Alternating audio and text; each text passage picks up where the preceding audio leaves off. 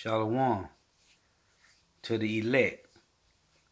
Our praises to Yahweh, Bahashem, Yahweh Shai, Bahashem, Rekah, Korash. Double honors to the apostles and the elders, a great millstone who rule well, who teach well, and a sincere salutation to all the Akim, pushing this truth throughout the four winds of the earth, waking up the hopeful elect. And shalom to the Akwaf who are listening and learning. Coming at you with another little edifying video about wars and rumors of wars. You have to be edified on a daily basis. It's important that the watchmen bring out the truth every day and show you what's going on. For the ones that don't keep up with what's going on in the world, that's what the watchman's supposed to do. That's why the Lord set up his elect men to watch, keep watch daily. So, just a quick little, Lord's willing, edifying lesson to you out there in YouTube land.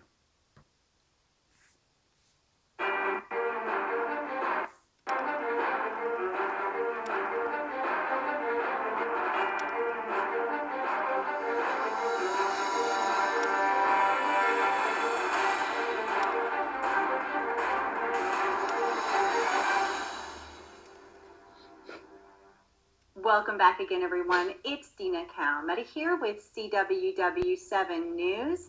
And for today's broadcast, I wanted to bring you a quick update concerning some headlines that have occurred over the weekend. And I'd like to first take you to this report from Sputnik News.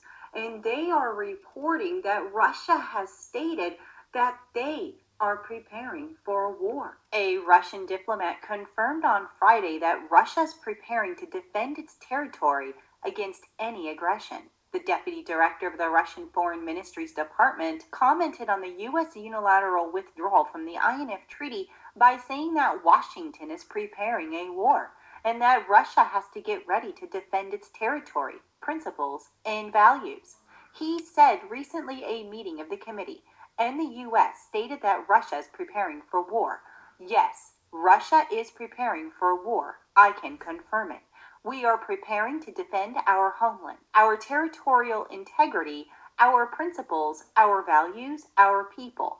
We are preparing for such a war. However, he underscored it is not Russia that is preparing to start the war. According to the diplomat, there is a big difference between Moscow's preparations and Washington's. Linguistically, this difference is in just one word, both in Russian and in English. Russia is preparing for war, and the U.S. is preparing for war. Otherwise, why would the United States withdraw from the treaty, build up its nuclear potential, and adopt a new nuclear doctrine? He went on further to state that if the United States comes out of the treaty and starts building up its nuclear potential in an uncontrolled manner, we will face another reality.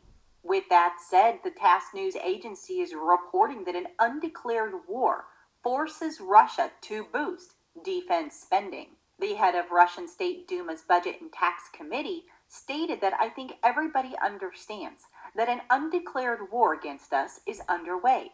Not to spend money on defense is madness. Only a madman can suggest such a thing. Nobody has forgotten the main thing. Who does...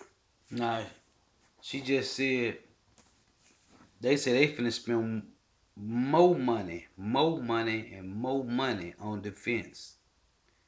Now, real quick, this is Joel chapter 3 and verse 10.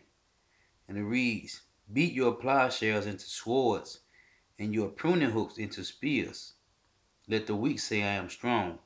Assemble yourselves and come, all ye heathen, and gather yourselves together round about. Okay? So, they getting their money, they got their money ready, man. They spend it, they got their nuclear arsenal ready, man. They're beating their plowshares into swords and their pruning hooks into spears, man. Meaning, they're spending millions and billions on nuclear capability, man.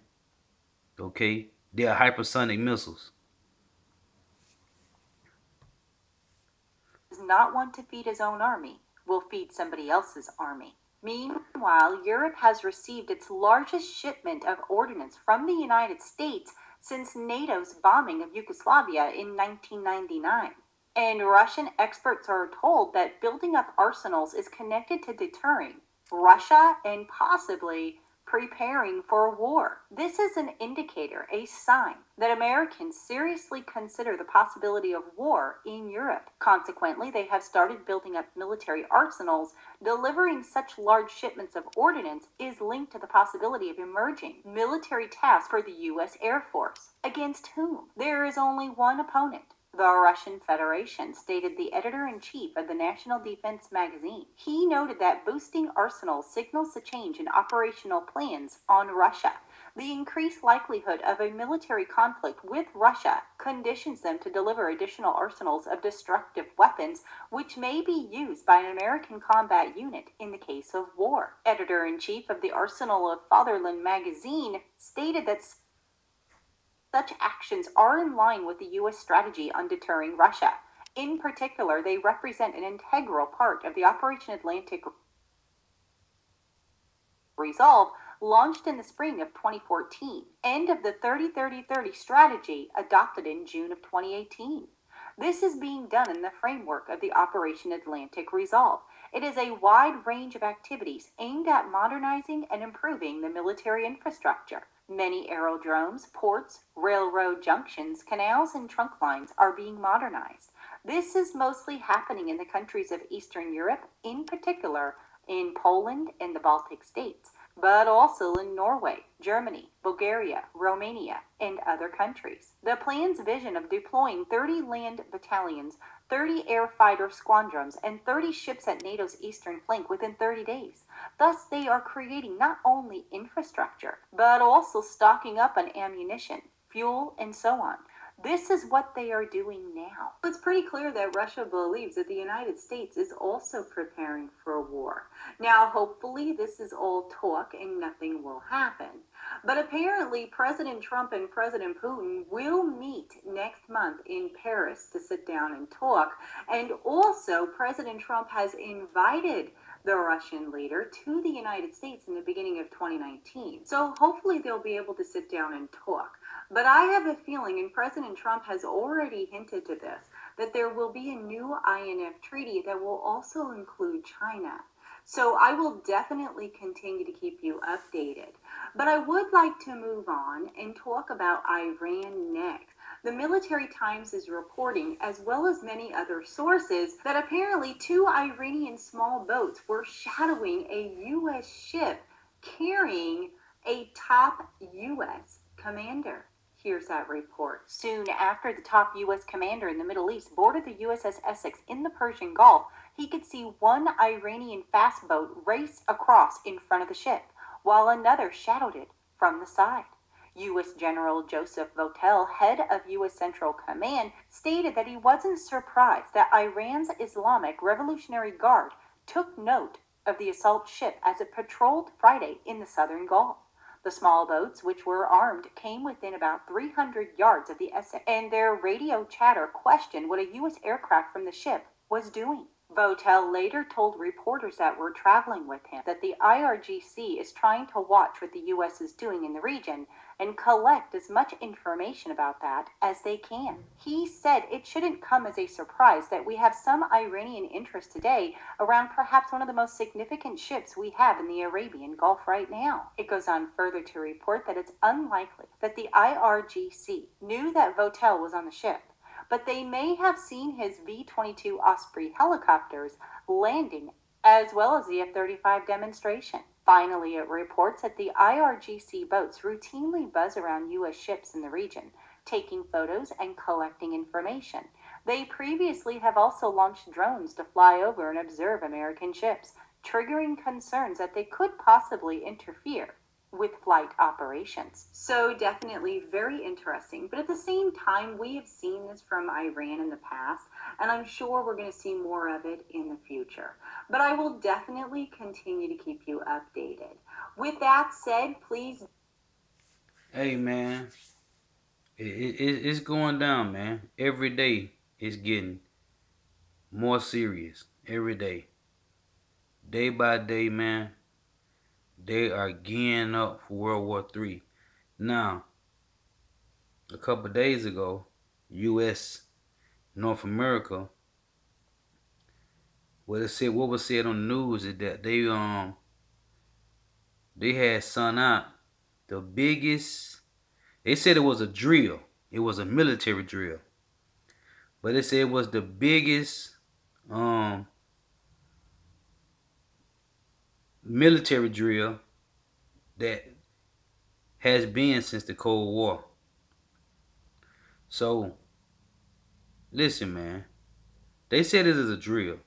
They sent out all these men of war, okay, and said they doing a drill.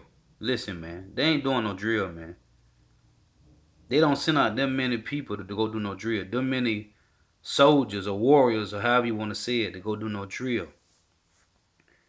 What they doing is they going over there to the Valley of Jehoshaphat, man. Okay? Valley of Decision, man. The Lord is gathering them.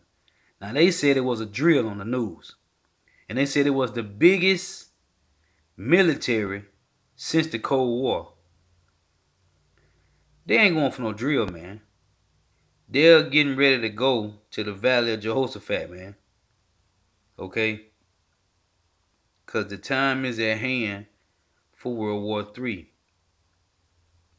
It's kicking off. And it's going to happen in our lifetime. In the near future. Okay? I'm talking about near. This is not too far off. So just a little clip, an update with Russia and USA and all the other allies that's going to join Russia when they take down North America. So with that, I want to say all praise to Yahweh, Bahashem, Yahweh Shai, Bahashem, Rekah Kodash. Double honors to the apostles and elders of Great Millstone who rule well, who teach well. And a sincere salutation to all the Akim pushing the truth throughout the four winds of the earth, waking up the hopeful elect. Shalom to the Agua for listening and learning.